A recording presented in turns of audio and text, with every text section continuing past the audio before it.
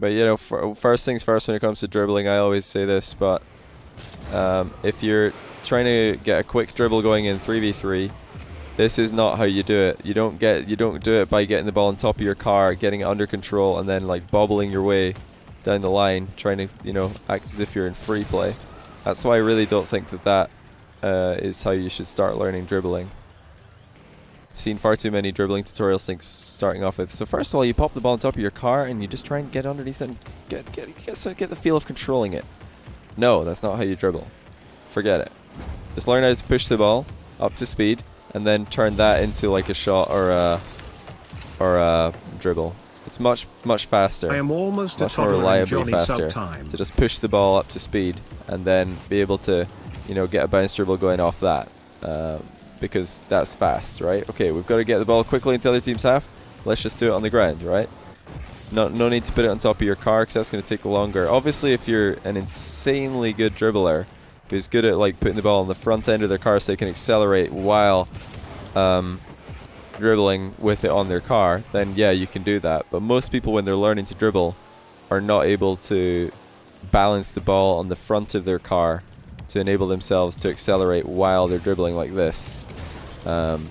That's going to be too hard. So just focus instead on just pushing it up to speed, and then work on, you know, making plays off a rolling ball dribble instead, right? Much quicker.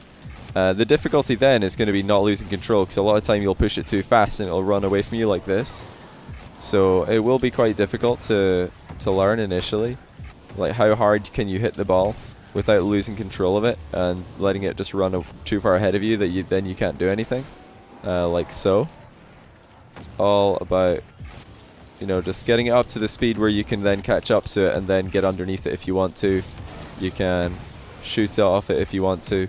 But yeah, this kind of dribbling, starting off with a rolling ball, is significantly better than doing stuff like this, getting under the ball and dribbling really slowly. Because this is the sort of stuff, this kind of dribble, it's going to get you killed in 2v2. It's going to get you killed in 3v3. 50's game was on point though. I thought a lot of your game was really quite spot on. I love the fake challenges. It looked like you were being very mindful of your teammate's position and your recoveries to a lesser degree. But yeah, they could still be worked on, of course. The recoveries are almost always something you can work on, just be more mindful of.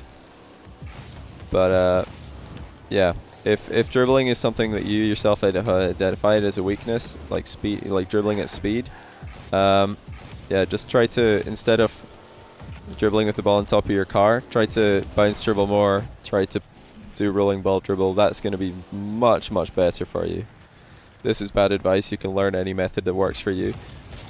Well, I would disagree. I think it's very good advice if what you're trying to do is just learn effective skills that are going to help you in your ranked games, instead of skills that aren't really going to translate from free play to ranked. Yeah, you can learn any skill method that works for you. It's true. But it's just that some people are going to take much longer to rank up if they learn the wrong things first. That's why you often hear stories of platinum players who they say that they can ceiling shot. Why are they stuck in plat? I just scored an air dribble. Well, why have you even tried an air dribble when you're in plat? That's the question. If you're in plat, why have you even attempted an air dribble? Now, if that's something that you find fun, by all means. But most of the people who send me replay reviews are not saying, hey Johnny, how can I have more fun with Rocket League? They're saying, hey, how can I win more ranked games? How could I win this game in particular? So no, I would not say it's bad advice in that context. I think that dribbling, anything that's going to help your dribbles be quicker is a good thing. Just getting the ball moving in the direction of the other team's goal as quickly as possible, then, you know, setting up a shot for your teammate or setting up a shot for yourself, way more valuable than just slowly dribbling with the ball on top of your car and getting tackled from behind. Preach. Hey, Broken, thanks to 300 bits, man. Also, W Low, thanks to the 23-month tier 1. Also, toddler in Johnny Subtime. That's fantastic. Hey, Buck Nasty, thanks to the 60-month tier 1. Copy Guy 14 with the 19-month prime. Al the Car with the 19-month prime. Really appreciate it, man. Gren Goobyman says, with 200 bits, how do I get messages to play that crazy voice? I'm new to Twitch. It's 250 bits to make Brian talk, or a resub, or any donation. But yeah, for bits, it would be 250 is the cutoff to make him talk. The wrong thing for one guy is the right thing for another. No advice will 100% work for another player. That's absolute nonsense. What on earth are you talking about? Yeah, for some players, you know, positioning completely incorrectly in goal is perfectly fine. I'm sure there's lots of people who are great at, you know, goalkeeping from the halfway line. It's just whatever works for them, you know? What planet do you live on? No. There's a reason why all pro camera settings look almost identical. It's because they are just better. No, your 400 camera distance does not work better for you. Zoom in. Your 70 FOV does not make you more well aware of your surroundings. Widen it. You're not a special snowflake. You're the exact same as every other Rocket League player. You make the same mistakes. You do the same things wrong every single game. Stop saying that you've got a special play style and start to just listen to people who know what they're talking about. If somebody tells you to stop practicing something and instead focus on something else, there's probably a reason for it. Anything else? Next question.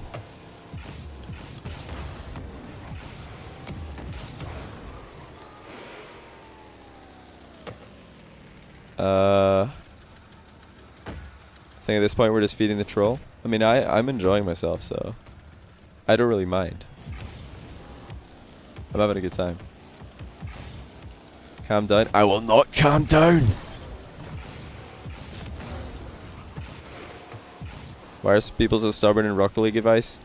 Because people don't like to be told that they're wrong. Or people don't like to hear that what they think about the game is incorrect. People like to think that they play the game perfectly and that their way of playing the game is ideal and that the only thing that's holding them back is like something outside of their control because it helps them sleep at night. Whereas the facts are they're just playing the game completely wrong and they need to completely change their mentality and playstyle if they're ever going to get anywhere.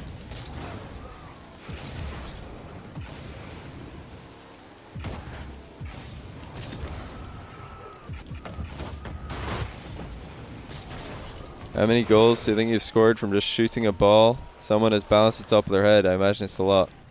Yeah, I wouldn't say I've scored many goals from shooting a ball somebody just has balanced on top of their head, but I've definitely like demoed a lot of people who are just dribbling the ball really, really slowly in 2v2. I just turn around and demo them.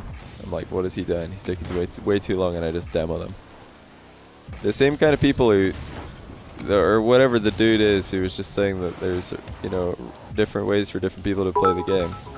Probably also the kind of player who thinks that demos are illegal.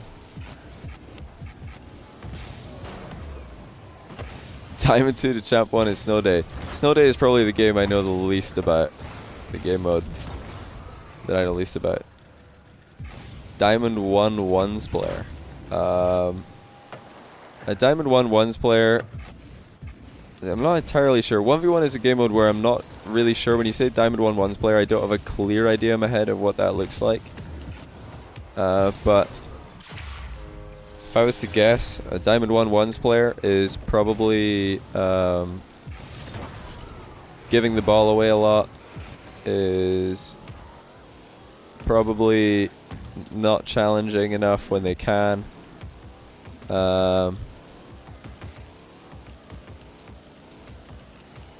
Trying to think. Yeah, I don't have a clear idea in my head of what a Diamond 1 1v1 player looks like. Yeah, they're probably just not good enough at open nets, and not pressuring the ball enough. Most 1v1 players throughout the ranks don't pressure the ball enough. They'll run away and give the other guy way too much space when really they should just be pressuring the ball with low boost instead. Because ball pressure beats boost. In ranks at least. You have a poster of me in your ceiling. I hope it's directly above your bed. Go to bed, boomer. The good thing about being a boomer is I set my own bedtime. This decal is so cool. The silver season 12 reward. Can't believe silver's got the best reward that season. I didn't even know there was decal rewards in season 12. Ah, there he is. Stop the Will Robbins. I'm gonna download your replay in a second.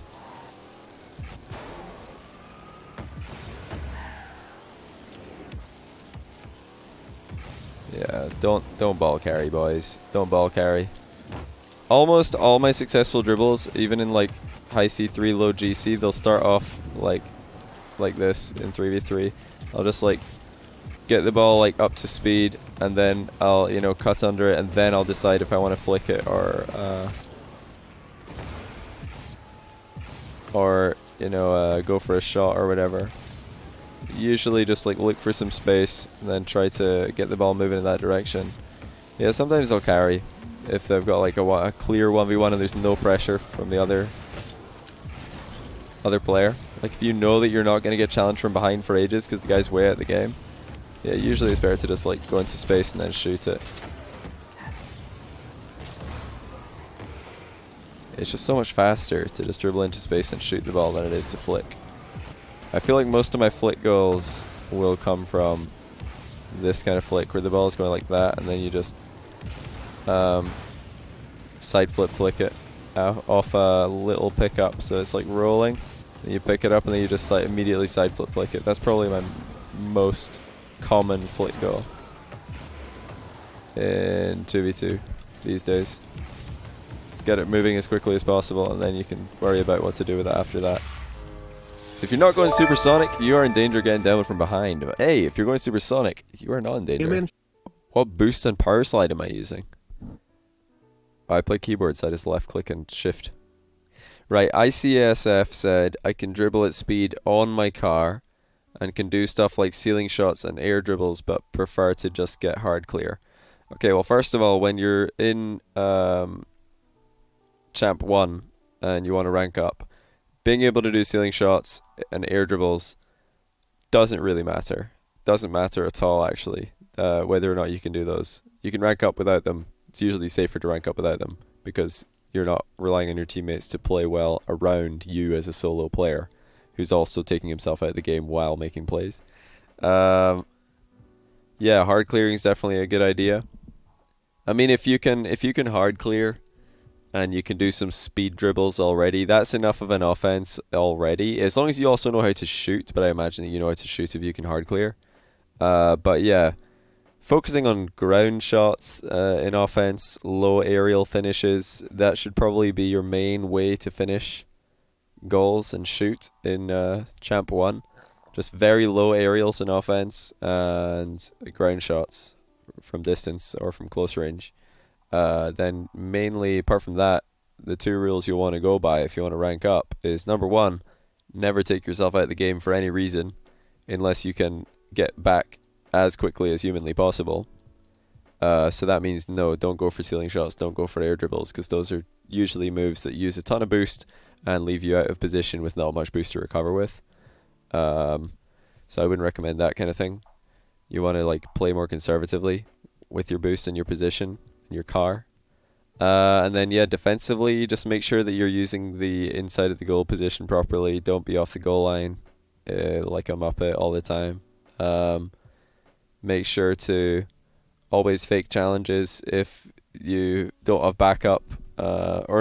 Fake challenges, sorry, if you do have backup, and actually challenge if you don't sometimes. It's hard to like give, you know, good accurate advice when I can't see you play, but in general, just don't take yourself out of the game and try to let your teammates make plays. Don't cut in front of them. Don't drive in the same places as them. Try and like play around them, you know? That would be my best vague advice.